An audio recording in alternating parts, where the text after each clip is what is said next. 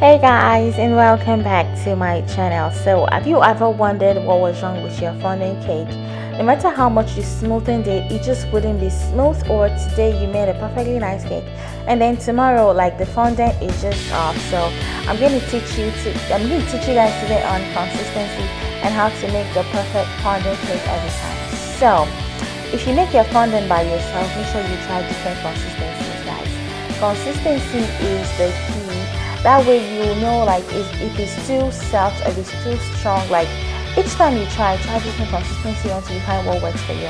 And if you're a beginner and you're just starting with fondant, guys, try marshmallow fondant. Yes, don't beat it till you try it. Yeah. Most people do not know how good this fondant is, especially how much control you have over it. So you should do that.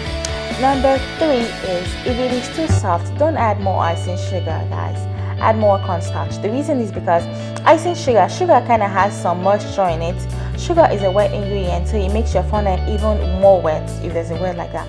Number 4, as much as you add fondant, icing sugar or cornstarch to it, always check the consistency. Like, as you add, check.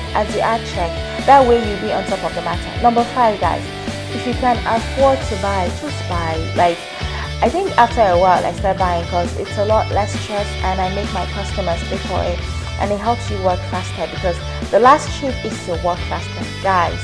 Fondant dries out. No matter how good the fondant is, it dries out really fast if you work too slow. So make sure you work fast, and I hope these tricks work for you.